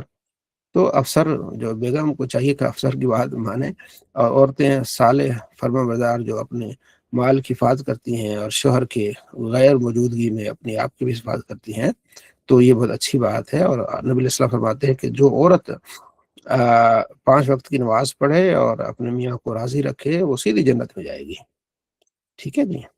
تو یہ چیزیں بہت اہم ہے، آپ نے ان کو حضرت جی آپ نے فرمایا کہ مرد اس لیے افضل ہیں قرآن کے اس آیت کے مطابق کیونکہ وہ اپنا مال خرچ کرتے ہیں۔ جی اگر کوئی مرد جو ہے، جیسے کافی عورتیں ہوتی ہیں وہ کما کے گھر چلا رہی ہوتی، تو پھر اس سینس میں کیا اس کا بنے گا؟ یہ اوور آل قانون ہے نا، یہ قانون رہتے اوور آل۔ ہاں، لیکن وہ بھی مرد کہہ رہے ہوتے ہیں نا کہ ان مردوں کے بھی ذہن میں یہ ہوتا ہے نا۔ اصل میں قانون تو یہی ہے کہ مرد کمائے گا، عورت کھائے گی۔ ہاں، لیکن ہمارے سرکل میں کچھ ایسی عورتیں بھی ہیں، جیسے میرے ہیں اسکول میں کچھ ایسی عورتیں جن کے مرد نہیں کماتے، وہ بیچاریاں کما کے گھر ہاں، ایک وجہ یہ ہے نا، اور بھی وجوہات ہیں نا، بہرحال مرد جو ہے نا وہ افسر ہوگا اچھا، گھر کا، ہاں گھر ٹھیک جی۔ ٹھیک ہے، اور یہ بات ہے کہ جی جی، ٹھیک ہے، جو مرد جو ہے نا اس کو اللہ نے ایک صلاحیت، مقام دیا ہے۔ مقام دیا ہے، ٹھیک ہے جی۔ جی جی، عورت کی اپنی ایک خصوصیت ہے، مرد کی ایک اپنی ایک خصوصیت، ٹھیک ہے۔ جی جی، آگے پھر اللہ نے فرمایا کہ اگر تمہیں ڈر ہو عورت کے تو ان کو وصیت کرو، ان کو واضح نصیحت کرو، بھائی تم فلاں فلاں جگہ نہ جایا کرو، مجھے پسند نہیں تمہارا وہاں جانا، بعض اوقات رشتہ داروں کے جانا پسند نہیں ہوتا اس طرح، ٹھیک ہے نا۔ تو اللہ فرماتا ہے اگر نہ مانے تو ہلکی سی انہیں تھوڑی سی تنبیہ بھی کر دو کہ دیکھو میں راضی نہیں ہوں، اگر وہ اطاعت کرے تو بس ٹھیک ہے، مزید مارنے کٹنے کی ضرورت نہیں ہے، ٹھیک ہے۔ اور آپس میں اختلاف ہو جائے تو پھر جو ہے وہ 2 حکم ہوں، یعنی 2 ادھر بھی ایک بندے ہوں ادھر بھی بندے ہوں، اور آپس میں صلح کرائیں۔ بعض اوقات جب معاملہ بگڑ جاتا ہے تو اللہ تبارک و تعالیٰ فرماتا ہے کہ صلح کراؤ۔ آگے اللہ نے فرمایا کہ نیکی کے بارے میں کہ اللہ کی بات کرو، اللہ کے ساتھ کسی کو شریک نہ ٹھہراؤ، والدین کے ساتھ احسان کرو، سلوک کرو، حسن سلوک کرو، رشتہ داروں کے ساتھ، یتیموں کے ساتھ، مسکینوں کے ساتھ، ٹھیک ہے، اور والجار ذی القربى، اور قریبی رشتہ داروں کے ساتھ، اور قریبی اور والجار الجنب، اور قریبی ہمسایوں کے ساتھ، اور اس کے علاوہ اپنے ساتھیوں کے ساتھ سفر میں ہو تو ان کے ساتھ، یعنی اللہ نے یہاں حکم دیا ہے کہ آپ نے بھلائی کرنی، جو آپ کے ساتھ رہتے ہیں، اٹھتے ہیں، بیٹھتے ہیں، آپ نے بخل نہیں کرنا۔ وہ لوگ جو بخل کرتے ہیں، بخل کا حکم دیتے ہیں، تو وہ اللہ کے دیے ہوئے کو چھپا رہے ہیں۔ اللہ نے ان کے لیے پھر ایسا عذاب، ذلت آمیز عذاب تیار کر رکھا ہے کہ دیتے نہیں ہو بلکہ نہ دینے کی ترغیب کرتے ہو، مت دیا کرو ان کو، یہ کھا جاتے ہیں، یہ غریب کسی کو چھوڑتے نہیں ہیں، تھوڑا دے دو تو غریب اور پڑ جاتے ہیں، اس طرح مطلب اس طرح کے بہانے بناتے ہیں، اللہ کی راہ میں دو، ٹھیک ہے، غریب آئیں گے، کسی کے منہ میں لقمہ جائے گا، دعا کریں گے، ضعیفوں کی دعاؤں سے ہی انسان کی رزق میں برکت آتا ہے۔ اور یہ رمضان کا مہینہ، اس میں تو خوب دینا چاہیے، اور میرا تجربہ ہے کہ جو رمضان میں ڈٹ کے دیتا ہے نا، پورا سال اللہ تعالیٰ اس کو پھر واپس دیتا رہتا ہے، برکتیں ہوتی رہتی ہیں۔ تو خوب نبی علیہ السلام کے بارے میں آیا تھا، آپ علیہ السلام رمضان میں اتنے سخی ہوتے تھے جیسے چلتی ہوائیں، ہوا کے لیے کوئی ٹوک نہیں ہوتا، یعنی ہر ایک کو دینا، ہر ایک کی امداد کرنا رمضان میں، یہ تو کمال ہے نا مثال کی بات. تو دینے والا اللہ تعالیٰ بنا, پھر اللہ تعالیٰ پھر دیتا بھی ہے پھر. ٹھیک ہے جی. تو یہ ہے کہ دیتے رہنا چاہیے. ٹھیک ہے جی. تو میں اپنی بات بتاؤں, میں جب شہر سے آتا ہوں تو بچوں کے لیے میں مطلب پھل وغیرہ لاتا ہوں, تو راستے میں مجھے نا نظر آتے ہیں کچھ مطلب جو جانور چرانے والے راستے سے جیسے ہم آتے ہیں نا, گاڑی پہ آتے ہیں روڈ پہ سائڈ پہ, وہ اپنے جانور کو سائڈ پہ جگہ آپ کو جگہ دیتے ہیں کہ آپ کی گاڑی گزر جائے. تو میرا دل کرتا ہے پھر میں ان کو جو اپنے پھل فروٹ ہے ان کو پھر دے دیتا ہوں. مطلب میں ایک بات بتا رہا ہوں کہ احساس ہونا چاہیے کہ اللہ نے آپ کو گاڑی دی ہے, آپ کو ایک سواری دی ہے, یہ پیدل جا رہے ہیں بیچارے ہیں محنتی جو بھی ہے, تو احساس جو ہے نا یہ اچھی چیز ہے. تو دینا چاہیے, غریبوں کی امداد کرنی چاہیے. سب سے پہلے جو ہے وہ غریب جو آپ کے رشتے دار ہیں ان کو دیں. ٹھیک ہے جی, اس سے آپ کو دگنا ثواب ملے گا. تو یہاں اللہ نے فرمایا کہ جو بخل کرتے ہیں یہ اچھے لوگ نہیں ہیں. ٹھیک ہے, وہ جو اللہ کی راہ میں خرچ کرتے ہیں اور دکھاوے کے خرچ کرتے ہیں یہ بھی ٹھیک نہیں ہے. ٹھیک ہے جی. تو یہ ساری چیزیں نیکی کرنا اور اس کو سنبھالنا یہ بھی بہت اہم ہے. جو بھی کچھ کرو گے اللہ تمہارے ساتھ کوئی زیادتی نہیں کرے گا, ذرہ برابر بھی زیادتی نہیں کرے گا. تم نے جو بھی نیکی کی اللہ اس کو دگنا کر کے دے گا. ٹھیک ہے جی. تو یہ اس رکوع میں ہے. اگلا رکوع یہ ہے کہ جب تم نشے کی حالت میں ہو تو تم پھر نماز کی طرف مت آؤ. یہ اس وقت کی بات ہے جب نشہ جو ہے نا حرام نہیں تھا. ٹھیک ہے نا, تو اس میں یہ تھا کہ تم جب نشہ ختم ہو جائے پھر نماز پڑھو. کیا پتہ نشے میں کیا کچھ مانگو. تو یہاں اس کا ذکر, پھر بعد میں نشہ حرام کر دیا گیا. اور پھر اس کے بعد فرمایا اللہ نے کہ جب تمہارے پاس پانی نہ ہو تیمم کر لو. یہاں پہ تیمم کا ذکر ہے. آگے سورہ مائدہ میں اس کی پوری تفصیل آ جائے گی. تیمم کیا ہوتا ہے کہ اگر آپ کو احترام ہے یا آپ پانی استعمال نہیں کر سکتے, نہا نہیں سکتے, اور یہاں آپ سفر میں ہیں تو پھر آپ تیمم کا حکم ہوتا ہے. تیمم یعنی ارادہ کرنا, مٹی پہ ہاتھ ماریں گے اور پھر چہرے پر ہاتھ پھیریں گے, پھر ہاتھ مار کے دونوں ہاتھ پھر دائیں ہاتھ اور بازو پر مسح کریں گے, پھر بائیں ہاتھ اور بازو پر مسح کریں گے. تو یہ کیا ہو جائے گا, آپ کا مسح ہو جائے گا. پھر آگے اللہ تعالیٰ نے یہودیوں کے بارے میں بات کی کہ یہ تعریف کرتے ہیں, ایک جگہ سے الفاظ نکال کے دوسری طرف لے جاتے ہیں اور ان سے کہا جاتا ہے کہ اطاعت کرو, کہتے ہیں ہم نے سنا ہے لیکن ہم مانیں گے نہیں, تو اللہ کی ان پر لعنت ہو. ٹھیک ہے. تو یہاں اللہ نے فرمایا کہ اہل کتاب ایمان لے آؤ جو ہم نے نازل کیا ہے, اس سے پہلے کہ ہم تمہارے چہرے بدل دیں یا تمہاری پیٹھوں پر لعنت بھیجیں, تو اس طرح نہ کرو, تم اللہ پر ایمان لے آؤ. تو یہاں اللہ تعالیٰ نے ان کو دعوت دی ہے. الم تر الی الذین اوتوا نصیبا من الکتاب, جن کو کتاب دی گئی ہے وہ بتوں پر یقین رکھتے ہیں اور طاغوت پر. ٹھیک ہے. اب یہ ایک واقعہ ہے, اس کی طرف اشارہ ہے, جیسے میں نے کل بھی عرض کی تھی کہ اپنے سیرت کا مطالعہ ضرور کریں. سیرت رسول صلی اللہ علیہ وسلم, سیرت رسول عربی کتاب ہے, بڑی اچھی کتاب ہے, اس کا مطالعہ کریں سیرت کا. اچھا, جن دوستوں نے سوال کرنے نا اگر ہو سکے تو لکھ لیں, اینڈ پہ ہم سوال کا ٹائم رکھیں گے, تو اس میں یہ ہو جائے گا کہ ہمارا سبق بھی جلدی ختم ہو جائے گا اور پھر ایک ترتیب کے ساتھ پھر سوالات کی یہ اگر آپ ہو سکے تو آپ پینسل اور کاغذ ساتھ میں رکھ لیں, یہ ذرا بیسٹ رہے گا. آپ سوال, کیونکہ اینڈ تک آپ سوال بھول بھی جائیں گے, یا موبائل پہ سوال لکھ لیں, تو اینڈ پہ پھر ہم سوال کے لیے ٹائم جو نکالیں گے اس پہ ہم خوب جو ہے نا تسلی کے ساتھ بھی. اب یہ آپ سوال کریں گے, میں مختصر جواب دے کے نکل جاؤں گا, ٹھیک ہے نا, تو مجھے بھی آگے جانا ہے, پڑھانا ہے, تو پھر اس میں آپ کی باتوں کا تسلی نہ ہو سکے, تو آپ لکھ لیں, اس کو موبائل پہ لکھ لیں میسج اپنا, ٹھیک ہے نا, تو پھر اس کو بعد میں کیا جا سکتا ہے انشاءاللہ تسلی کے ساتھ. اچھا, وہ ایک کعب بن اشرف بہت بڑا یہودیوں کا عالم تھا. تو جب نبی علیہ السلام نے ان کو مدینے سے نکالا تو یہ پھر مکے چلے گئے اور مکے والوں کو تیار کیا کہ تم نبی علیہ السلام کے ساتھ لڑو. ٹھیک ہے نا. مکے والوں نے ان سے پوچھا کہ بتاؤ ہم زیادہ ہدایت پر ہیں کہ یہ مسلمان. تو کعب بن اشرف تھا یہودی, اہل کتاب تھا, انہیں پتا ہے کہ مسلمان صحیح ہے اور ان کی کتاب مسلمانوں کا ذکر, نبی علیہ السلام کا ذکر ہے, کیونکہ اب مسلمانوں کی مخالفت میں تھا. تو جب مکے والوں نے کہا کہ تم بتاؤ کہ ہم ہدایت پر ہیں کہ مسلمان, تو اس کعب بن اشرف نے کہا کہ بھئی تم ہدایت پر ہو, مشرکوں کو کہا. تو اس کا جواب اللہ نے دیا کہ جن کی کتاب میں لی ہے یہ بتوں پر یقین رکھتے ہیں اور طاغوت کہتے ہیں سرکشوں پر, اور کہتے ہیں وَيَقُولُ الَّذِينَ كَفَرُوا, کافروں سے کہتے ہیں هَؤُلَاءِ أَهْدَىٰ مِنَ الَّذِينَ آمَنُوا سَبِيلًا, کہ ایمان والوں سے زیادہ ہی ہدایت والے ہیں. مشرک یہ ایسے ہیں, اللہ کی ان پر لعنت ہے. ٹھیک ہے. اور جس پہ اللہ لعنت کرے گا اس کے لیے کوئی مددگار نہیں ہوگا. تو پھر یہ کعب بن اشرف جو ہے نا, بعد میں نبی علیہ السلام نے فرمایا کہ کعب بن اشرف بڑا تکلیف دیتا ہے, کون ہے اس کو جو اس کا کام تمام کرے. تو ایک محمد بن مسلمہ صحابی تھے, تو انہوں نے پھر اس کو کیا کر دیا, قتل کر کے تو اس کا کام تمام کر دیا. आगे अल्लाह फरमाते बेशक वो लोग जो हमारी आयतों का इनकार करते हैं हम उन्हें जहन्नम में पहुंचाएंगे जब इनकी ये जो जिल्दें हैं यानी इनकी पक जाएंगी तो इनसे फिर हम दूसरी बदलेंगे खाल होती है ना जिस्म के ऊपर इसको अजाब मिलेगा जब अजाब मिलके सड़ जाएंगी ना फिर नई खालें ऊपर चढ़ा देंगे फिर इनको अजाब मिलेगा तो ये अजाब का सिलसिला इनका चलता रहेगा इन लोगों का। हाँ वो लोग जो ईमान ले अच्छे अमल किए हम उनके लिए बागात हमने तैयार किए हमेशा उसमें रहेंगे उनके लिए सुथरी बीवियां हैं उनके लिए साए हैं। अल्लाह तुम्हें हुक्म देता है कि तुम अमानत उनके अहल को अदा करो। यह एक बड़ी अहम है जो तुम्हारे पास अमानत है जो तो रुतबा है ना जो अहल है उसको दो। अगर जो तुम्हारा बेटा वो ना अहल है उसने नहीं पढ़ा तो आप जिस पोस्ट पे हो तो अहल को दो पोस्ट वो ठीक है। और जब तुम फैसला करो अदल इंसाफ के साथ फैसला करो। अल्लाह देखो अल्लाह तुम्हें कितनी अच्छी नसीहत करता है ठीक है ना। ये बड़ी अच्छी चीजें हैं बेशक अल्लाह सुनने वाला और देखने वाला है। ईमान वालो अल्लाह उसके रसूल की इताअत करो और उलिल अमर यानी हाकिमों की इताअत करो। यहाँ फुकहा के बारे में भी हुक्म है हाकिम जो अच्छी बात करो उनकी इताअत करो। अगर तुम्हें इख्तलाफ हो तो उसको अल्लाह उसके रसूल की तरफ लौटा दो ठीक है। आपने देखा नहीं कि एक शख्स ऐसे लोग भी है जो गुमान करते कोई ईमान वाले लेकिन ईमान वाले नहीं है क्योंकि वो अपने फैसले तागूत की तरफ लेके जाते हैं शैतानों की तरफ लेके जाते हैं। ये वही एक मुनाफिक था जिसका मुसलमान के साथ जो है ना पानी के में तनाज़ा हुआ बल्कि मुनाफिक और यहूदी का तनाज़ा हुआ।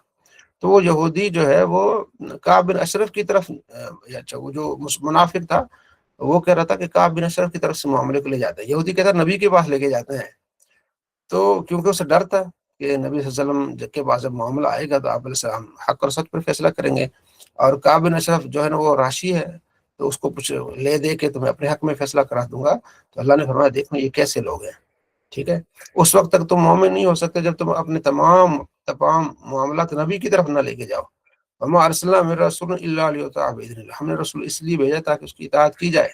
अगर उन्होंने अपने ऊपर जुल्म किया है और आप अलैहिस्सलाम के पास आते और आप अलैहिस्सलाम उनके लिए बख्शिश की दुआ करते तो अल्लाह तबारक व तआला को तौबा करने वाला और रहीम बात है।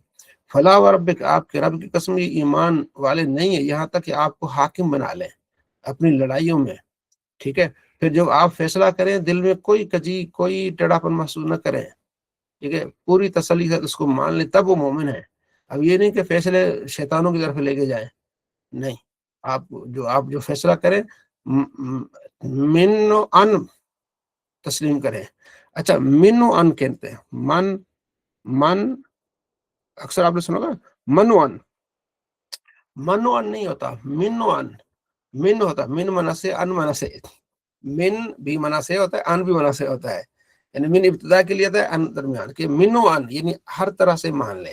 तो अक्सर टीवी पे आपने सुना होगा मनो अन मन नहीं होता मिन होता मिनो अन ठीक है यानी हर तरफ से ये हर तरह से इस चीज पर वो क्या करें यकीन रखें ईमान ले आए ठीक है। वमन युतिल्लाह व रसूल जो अल्लाह के रसूल की इताअत करते हैं फउलाइक फिर वो लोग होंगे उन लोगों के साथ जिन पर अल्लाह ने इनाम किया। कौन इनाम याफ्ता नबी हैं सिद्दीक हैं शुहदा सालिहीन हैं और इनकी संगत कितनी अच्छी है। वो जो हमने पढ़ा था ना इहदिनस सिरातल मुस्तकीम हमें सीधे रास्ते पर चला रास्ता किनका उन पर जिन पर तुमने इनाम किया है। इनाम याफ्ता लोग ये ठीक है 69 नंबर ये आयत है सूरह निसा की कि इनाम याफ्ता ये है नबी हैं सिद्दीक हैं शुहदा और सालिहीन है।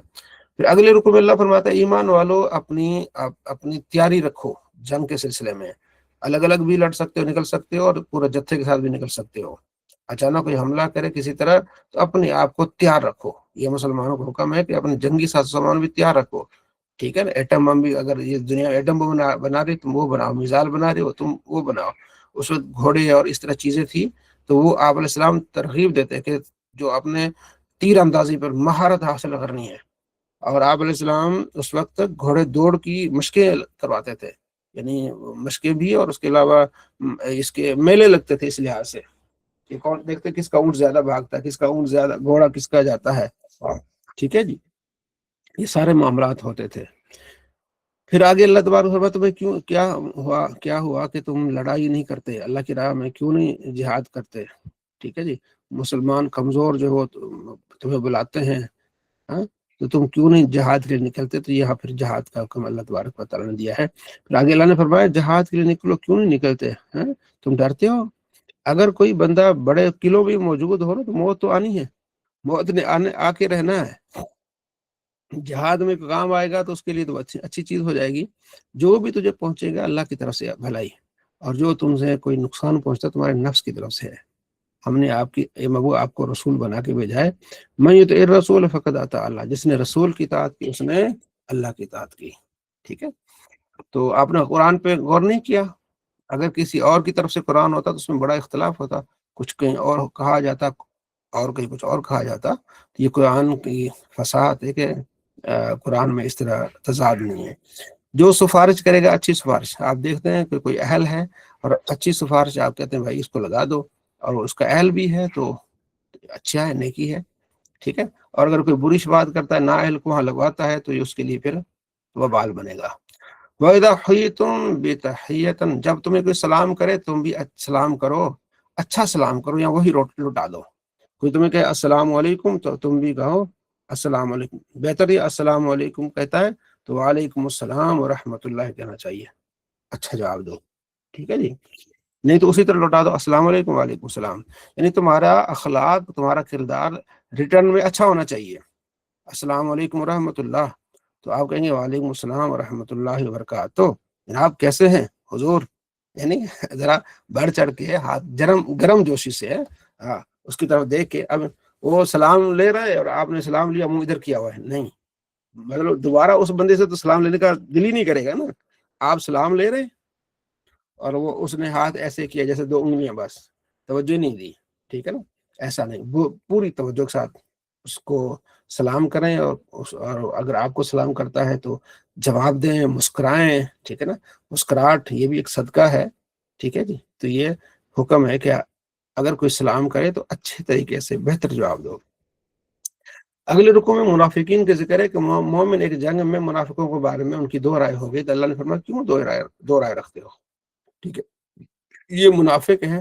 ٹھیک ہے جی، اور تم اس میں 2 رائے نہ رکھو۔ ٹھیک ہے، اس میں اگلا جو رکوع اس میں خاص طور پر اگر کسی نے خطا سے قتل کر دیا کسی آدمی کو، ٹھیک ہے، تو پھر کیا کرے گا؟ ومن قتل مؤمن خطا فتحریر رقبہ، تو پھر ایک غلام آزاد کرے گا مومن۔ ٹھیک ہے جی، اور ان کو دیت بھی لوٹائے گا۔ اور اگر ایسی قوم کے ساتھ کوئی بندہ اس نے مار دیا خطا کے ساتھ، جو ان کے اور ان کے درمیان میں جو ہے وہ دشمنی تھی، تو ایک مومن کیا کرے؟ غلام آزاد کرے۔ ٹھیک ہے، اگر صلح والی تھی تو پھر اس میں کوئی فدیہ دے، فدیہ نہیں دیت دے۔ ٹھیک ہے جی، یہاں قتل کے بارے میں آگے ہے، جس نے جان بوجھ کے قتل کیا اس کا ٹھکانہ جہنم میں، ہمیشہ اس میں رہے گا۔ ایک خطا کے طور پر ہو گیا نا، تو اس کی دیت، ایک ہوتا ہے قصاص اور ایک ہوتا ہے دیت، پہلے ہم نے پڑھا ہے کل پرسوں۔ قصاص ہوتا ہے قتل کے بدلے میں قتل، اور دیت کیا ہوتا ہے؟ قتل کے بدلے میں پیسے لوٹانا۔ ٹھیک ہے، اے ایمان والو جب تم سفر کرو تو تحقیق کر لیا کرو، مت کہو کسی کو جب کوئی تمہیں سلام کہتا ہے کہ تم مومن نہیں ہے۔ ایک جنگ میں مسلمان ایک شخص سے ملے تو لڑائی ہو گئی، تو اس نے کہا میں مسلمان ہوں، تو حضرت زید نے تلوار نکالی اور اس کا سر اڑا دیا۔ تو حضور تک یہ بات پہنچی، یا رسول اللہ، اس نے کلمہ بھی پڑھا تھا حضرت زید نے، نبی علیہ السلام کے جو صحابی تھے زید، ٹھیک ہے نا، اسامہ تھے غالباً، اسامہ بن زید، انہوں نے مار دیا۔ حضور نے اس کو بلایا، فرمایا کیوں مارا؟ اس نے کہا یا رسول اللہ تلوار نکالی تو ڈر گیا جیسے وہ کلمہ پڑھنے لگا۔ آپ علیہ نے فرمایا تم نے اس کا دل چیر کے دیکھا تھا؟ تمہیں کیسے پتا چلا کہ وہ ڈر کے جیسے کلمہ پڑھ رہا ہے؟ بار بار نبی علیہ السلام نے اس کو لوٹایا، تو بہت پریشان ہوئے حضرت زید کہ کاش کہ میں آج سے پہلے مسلمان ہوتا۔ اتنا آپ علیہ السلام ناراضگی، کیونکہ مومن ہے۔ ٹھیک ہے، تو تب تک عدل حیات دنیا کا معلومات چاہتے ہو۔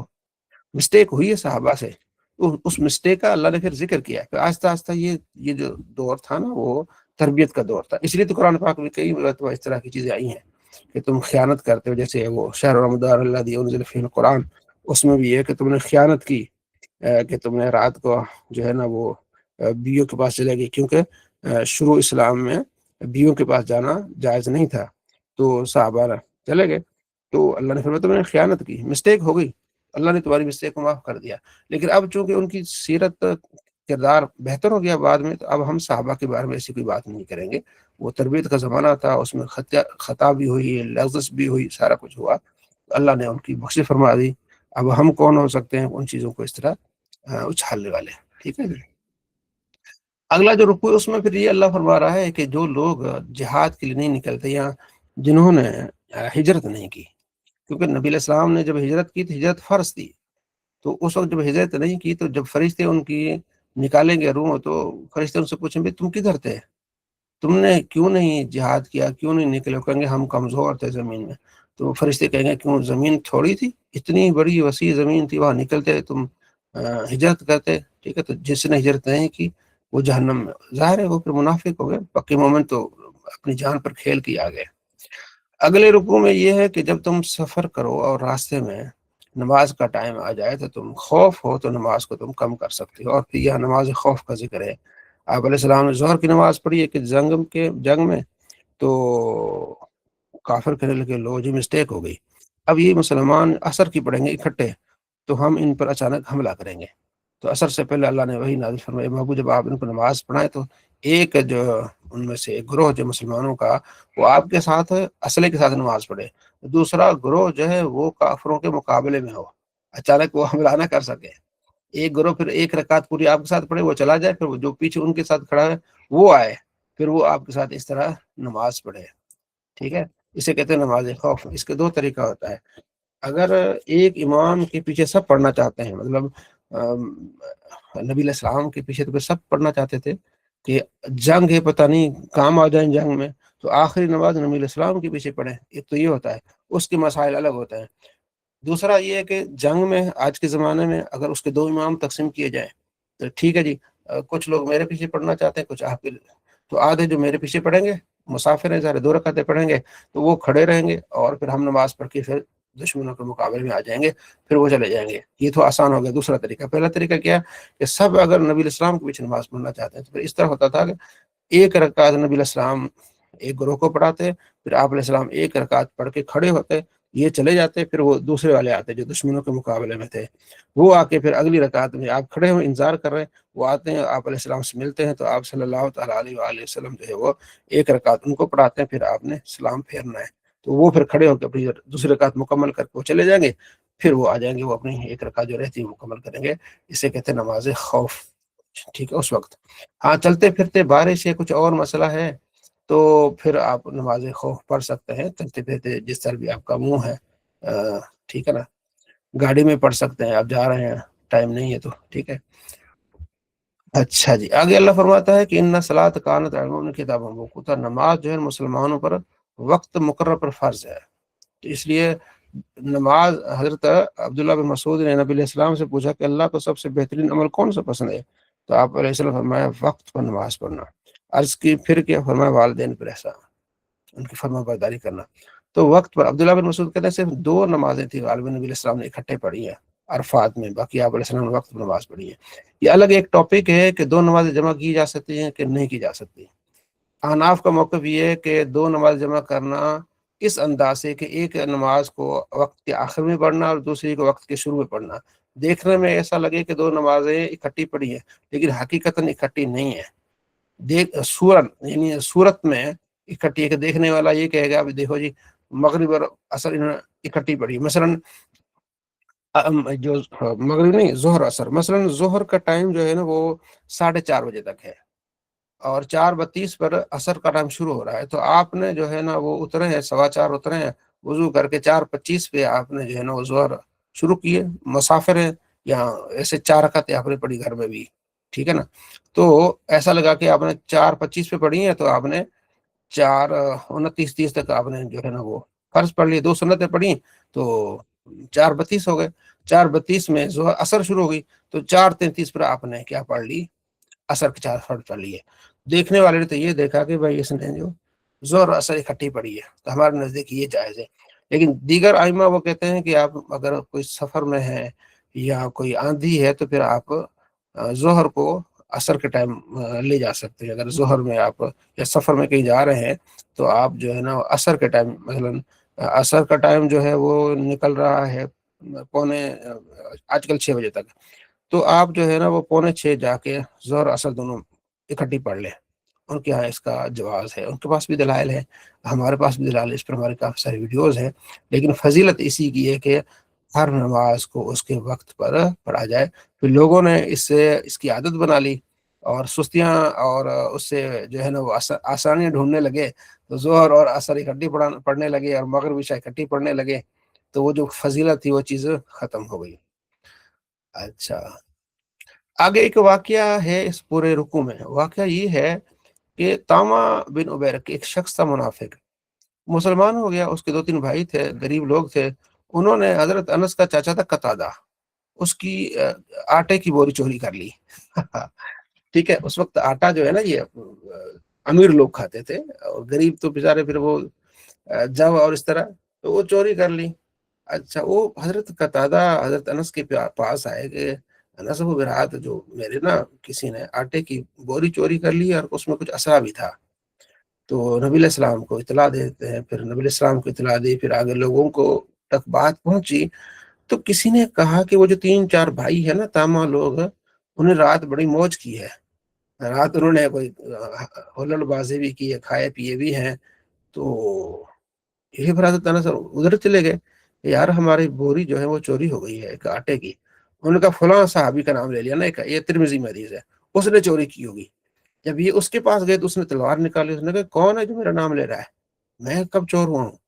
خیر جب یہ بات شک والی پڑ گئی کہ وہ تاما لوگوں نے کی ہوگی، تو تاما نے چالاکی یہ کی کہ 4-5 بندے لے کے نبی علیہ السلام کے پاس آ گئے اپنے محلے کے، یا رسول اللہ دیکھو ہم سے پوچھتے رہتے ہیں، ہم پر شک کرتے ہیں، ہم تو چور ہیں نہیں۔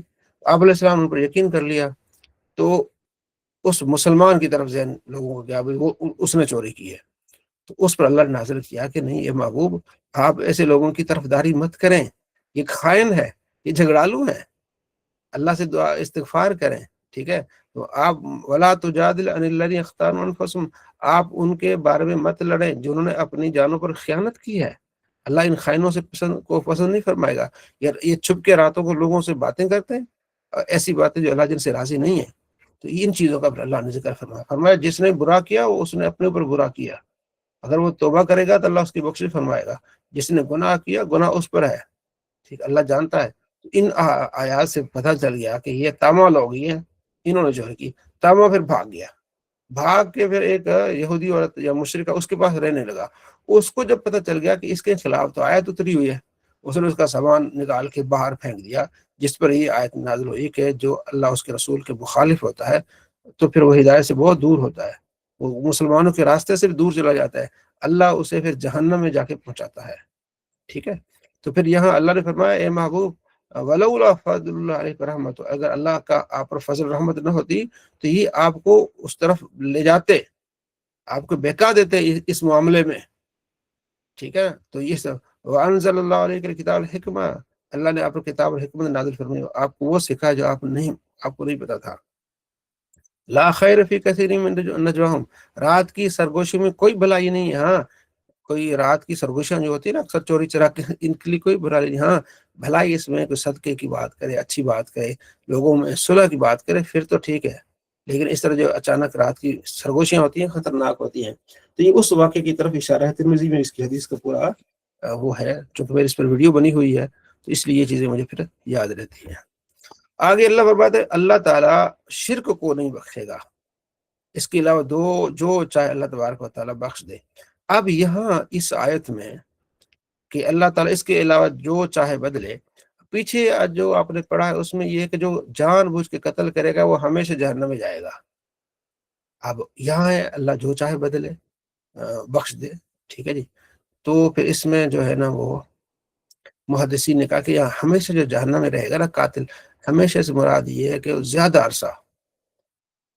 عرصہ کیا رہے گا، جہنم میں رہے گا۔ ابھی ہم نے پڑھا وَمَن يَقْتُلْ مُؤْمِنًا مُتَعَمِّدًا فَجْزَاؤُهُ جَهَنَّمُ، ٹھیک ہے جی۔ آج ہم نے تراویح میں بھی اس کو بہت آگے چلا گیا مطلب، تو یہ ہے، ٹھیک ہے، یہی والا ہے نا وَمَن يَقْتُلْ مُؤْمِنًا مُتَعَمِّدًا فَجْزَاؤُهُ جَهَنَّمُ خَالِدًا فِيهَا، ہمیشہ وہ جہنم میں رہے گا جس نے جان بوجھ کے قتل کیا ہے، ہمیشہ رہے گا۔ اب ہمیشہ رہے گا، اب یہاں اللہ فرماتا ہے کہ شرک کے علاوہ اللہ جو چاہے معاف کر دے، تو وہاں محدث کہتے ہیں ہمیشہ سے بڑا زیادہ عرصہ جہنم میں رہے گا، پھر بالآخر وہ قاتل بھی جان بوجھ کے قتل بھی کیا، بالآخر وہ آ جائے گا، ٹھیک ہے جی۔ پھر آگے شیطان کا ذکر ہے کہ شیطان نے اللہ سے کہا کہ میں تمہارے بندوں کو گمراہ کروں گا، वलउदिल्लन्नहुम, मैं उन्हें गुमराह करूंगा, मैं उन्हें जो उम्मीदें दिलाऊंगा, मैं उन्हें कहूंगा कि तुम अपने जानवरों के कान काटो, मैं उन्हें हुक्म दूंगा कि अल्लाह की जो तख्लीक है उसको बदल दो। ठीक है, अल्लाह फरमाता है जो तेरा दोस्त हुआ ना फिर वो खसारे में जाएगा। याइदुम व यमन्नियुम, शैतान उनसे वादे करता है, उनसे जो है वो उनको तमन्नाएं दिलाता है। ठीक है, और इसकी शैतान के जितने वादे धोखे वाले वादे हैं और ये जहन्नम में ले जाने वाले वादे हैं। लेकिन वो लोग जो ईमान लाए, अच्छे अमल किए, अल्लाह फरमाते हैं हम उन्हें जन्नत में दाखिल करेंगे। अल्लाह का वादा सच्चा है, हम जो जन्नत देंगे वो सच्चा वादा है। शैतान जो वादे कर रहा है वो धोखे वाले वादे हैं। ठीक है, तो ये यहाँ अल्लाह तबारक व तआला फरमाता जो मोमिन नेक काम करेगा वो जन्नत में जाएगा, कोई तिल बराबर भी उस पर कोई जुल्म नहीं किया जाएगा, चाहे वो मर्द हो चाहे वो औरत हो। तो यहाँ अल्लाह ताला ने फरमाया कि यहाँ जैसे ही जहन्नम का जिक्र आता है अल्लाह फौरन फिर जन्नत का जिक्र फरमाता है, जहाँ जहन्नमियों का जिक्र आता है अल्लाह फौरन जन्नतियों मुसलमानों का जिक्र फरमाता है। ये कुरान पाक में एक उस्लूब है। अगले रुकू में अल्लाह फरमाता है वयस्तफ्तूनक फिन्निसा, औरतों के बारे में आपसे पूछते हैं मसाइल। आप फरमाएं कि अल्लाह तुम्हें आजमाएगा औरतों के बारे में, तुम हक और सच का साथ दो। ला तो उन्होंने तुम उनको उनके हक में क्यों नहीं देते? निकाह की तरगीब तो तुम्हारे अंदर है, रगबत है, लेकिन उनके हक क्यों नहीं पूरे अदा करते? उनके हुकूक पूरे करो। ठीक है, और उन कमजोर बच्चों के हुकूक पूरे करो जिनके तुम अफसर बने हुए, सरदार बने हो, यतीम के। जो भी तुम भलाई करोगे भलाई को पाओगे, लिहाजा ज्यादती मत करो। हाँ, अगर कोई औरत डरती है कि मेरे शोहर ने दूसरी शादी कर ली है और अब मुझे इग्नोर करने लगा है, तो हिकमत अमली के साथ, सुलह के साथ जितना उसको मिलता है वो ले ले। ये अल्लाह ने इसको बताया है। मतलब अगर वो हिकमत अमली नहीं अपनाएगी तो वो बिल्कुल फारिग हो जाएगी, उसको दूसरी मिल गई है। तो हिकमत अमली के साथ अपने बच्चों को कवर करते हुए कहे चल कोई नहीं, तू ना पहले इस तरह कर, मैं हफ्ते में 3 नहीं 2 रातें ही मांगती हूँ, चल ठीक है, मुझे मेरे पास 2 रातें ही आया कर, तू 5 रातें उसके पास रहा कर, वो जितना मिलता है उसको ले ले। अगर वो ज्यादा करेगी तो अल्लाह फरमाता वसुलु खैर, सुलह करे ये बेहतर है। ठीक है, महीने में 20,000 लेती थी, अगर 15 भी मिलते थे ले ले, अपने जो है ना वो अपनी इसको बेहतर बनाए। हाँ, अगर ये भी है वही तो फर्रक का, अगर अलग हो गए अल्लाह दोनों को गनी कर देगा, ये भी टेंशन लेने कोई नहीं है। मर्द के लिए औरतें बहुत, औरतों के लिए मर्द बहुत। ये आप ये कोई मर्द ये मतलब इतना वो फने खाना बने कि जनाब मैंने छोड़ दिया तो ये धक्के खाएगी नहीं, अल्लाह ताला और कुछ कारसाज बना देता है। हाँ, औरत ने छोड़ दिया मर्द के लिए और औरतें बहुत। बहरहाल जितना हो सके सुलह सफाई का रहना ये बेहतर है लड़ाई झगड़े से। तो जमीन आसमान अल्लाह का है, सारा जहान अल्लाह का, अल्लाह चाहे तो कर सकता है। अगर तुम योहन्नास, ये लोग अगर तुम सीधे रास्ते पर नहीं रहोगे, अल्लाह चाहेगा अल्लाह दूसरे लोग ले आएगा। अल्लाह इस चीज पर कादिर है। ठीक है, तो अल्लाह ताला गुनहगारों से मोहब्बत फरमाते, नबी अलैहि सल्लम फरमाते अगर सारे लोग नेक होते ना, अल्लाह पर ऐसे लोग ले आता जो खता करते हैं फिर माफी मांगते हैं, खता हो जाए माफी मांगते हैं। तो अल्लाह ताला को ऐसे लोग पसंद है, गुनाह हो जाए इस्तिगफार करें फौरन ही, अल्लाह अल्लाह या अल्लाह तौफीक दे, फिर खता हो जाए फिर माफी मांगे, जानबूझ के ना करें, यकीनी हो कि मैंने नहीं करना, लेकिन इंसान से मिस्टेक हो जाए तो माफी मांगे। ठीक है ना, अब बाज़ औक़ात मेरे मुंह से या आपके मुंह से ऐसा जुमला निकल जाता है हम नहीं चाहते हुए निकले, वो फिर जो है ना वो पछतावा भी होता है कि यार ये निकलना मेरी आदत नहीं थी कि इस तरह से जुमला निकले, तो बात बड़ी परेशानी होती है। अब मेरी ये जो है आदत है, खाने पीने के बारे में मैं मतलब इससे किसी को नहीं कहता ना कुछ इस तरह की बात। ठीक है ना, तो जो आया खा लिया, जो मतलब जितना तलब है खा लिया किसी को। तो उस दिन एक दावत पे हम गए, तो दोस्त था बहुत करीबी, उसने कहा आए बैठते हैं, मैंने कहा चाय भी पिलाओगे? सबके सामने वो भी शर्मिंदा हुआ फिर मुझे भी सुने शर्मिंदा किया, क्या वाह जी यार आपको चाय नहीं पिला सकते। अब मेरे जहन में भी नहीं था कि मैंने ये जुमला कहना है। हालांकि ये इस तरह मैं तो दावतों से वापस ही आ जाता हूँ, कभी शादी भी हो ना तो बगैर खाने के भी मैं वापस आ जाता हूँ, खाने के मामले में अल्हम्दुलिल्लाह मैं वो नहीं हूँ। तो बात ये है कि इस तरह मुंह से निकल जाता है बंदे को। ठीक है ना, तो मेरे मुंह से निकल के चाय भी पिलाओगे, कुछ ज्यादा फ्रेंकनेस भी थी, तो इस तरह चीजें निकल जाएं तो इंसान हो जाता है। तो ईमान वालों अदल इंसाफ के साथ फैसला करो, अगर जब तुम्हारे खिलाफ ही फैसला आ जाए, तुम्हारे वालिदैन के खिलाफ, तुम्हारे रिश्तेदारों के खिलाफ फैसला आ जाए, अदल इंसाफ के साथ आपने काम करना है। پھر اس کی سرداری اس کی چیز ہوتی ہے جو عدل اور انصاف کا، جسے نبی علیہ السلام فرمایا کہ میری بیٹی بھی چوری کرتی تو میں اس کے ہاتھ کاٹ دیتا، ٹھیک ہے نا، پھر وہ سردار ہوتا ہے، وہ پھر حاکم ہوتا ہے صحیح۔ اپنے چوری کریں تو کچھ نہ کریں، دوسرے چوری کریں تو ان کو سزائیں ملیں، ایسا نہیں ہوتا، چاہے وہ غریب آدمی ہے چاہے وہ امیر آدمی، فیصلہ آپ نے ایک ہی کرنا ہے۔ اللہ زیادہ غریب کو بھی دیکھ رہا ہے اور امیر کو بھی دیکھ رہا ہے، ٹھیک ہے، تو آپ نے اپنی پیروی، اپنی ہوائے نفس خواہشات کی پیروی نہیں کرنی، عدل کرنا ہے۔ اگر تم حیل و حجت کرو گے، ادھر ادھر کرو گے، اللہ کو پتا ہے، تو عدل انصاف اللہ کو بہت پسند ہے، چاہے کوئی بھی ہو، فیصلہ آپ نے کرنا ہے تو عدل انصاف سے کرنا چاہیے، ٹھیک ہے۔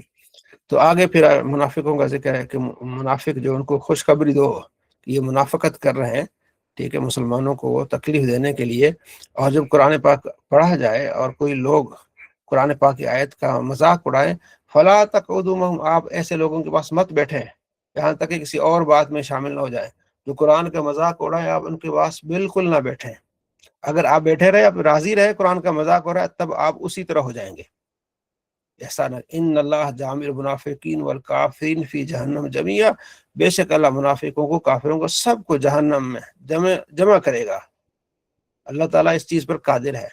ان المنافقین یخادعون اللہ، منافقین اللہ کو دھوکہ دینا چاہتے ہیں، حالانکہ وہ اپنے آپ کو دھوکہ دے رہے ہیں۔ اللہ کو کیا دھوکہ دیں گے؟ جب نماز کے لیے کھڑے ہو جاتے ہیں تو بڑی سستی سے لوگوں کو دکھاوے کے لیے اللہ کا ذکر نہیں کرتے، مگر تھوڑا مذبذبین، ڈاواں ڈول ہیں، نہ ادھر کے نہ ادھر کے، ٹھیک ہے۔ جسے اللہ گمراہ کہے اسے آپ سیدھے راستے پر نہیں دیکھ سکتے ہیں۔ ایمان والوں، کافروں کو دوست مت بناؤ مومنوں کو چھوڑ کے، ٹھیک ہے۔ اتریدون ان تجعلوا، کیا تم چاہتے ہو کہ تم بناؤ اللہ کے لیے کوئی نئی دلیل واضح؟ ان المنافقین فی الدرک الاسفل من النار، منافق جو ہے جہنم کے سب سے نچلے درجے میں ہوں گے، آپ ان کے لیے کوئی مددگار نہیں پائیں گے۔ ہاں، جو توبہ کر لے، اپنے آپ کو ٹھیک کر لے، اللہ کو مضبوط سے، اللہ کے راستے کو مضبوط سے پکڑ لے اور دین میں خالص ہو جائے اللہ کے لیے، پھر وہ تو مومنوں کے ساتھ ہوگا۔ عنقریب اللہ انہیں اجر عظیم عطا فرمایا۔ ما یفعل اللہ بعذابکم، اللہ تمہیں عذاب دے کے کیا کرنا چاہے گا؟ ان شکر تم، اگر تم شکر ادا کرو تو اللہ کو کیا ہے کہ تم عذاب دے، آمن تو، اگر تم ایمان لے آؤ، اللہ فرماتے اللہ کو اس سے کیا فائدہ ہے بھائی کہ تم شکر گزار بن جاؤ، اگر تم مومن بن جاؤ تو اللہ کیوں کسی کو عذاب دے گا؟ ناشکروں کو عذاب دیتا ہے، کافروں کو عذاب دیتا ہے، کوئی مسلمان ہو جائے، شکر گزار ہو جائے بندہ، تو کیوں اللہ کو اسی کو عذاب دے گا؟ وقال اللہ شاکر علیما، اللہ جو شکر کرتے ہیں ان کی اللہ تبارک و تعالیٰ عزت افزائی فرماتا ہے، اللہ جانتا ہے ہر چیز کو، یہ ہمارا مالک اور خالق ہے۔ اللہ تعالیٰ ہم سب کو عزت عطا فرمائے، دونوں جو ہمیں خوش ہیں، اور قرآن پاک پڑھ کے اس پر عمل کی توفیق نصیب فرمائے۔ وما علیہ الا البلاغ۔ صلی اللہ علی محمد صلی اللہ تعالیٰ علیہ وآلہ وسلم۔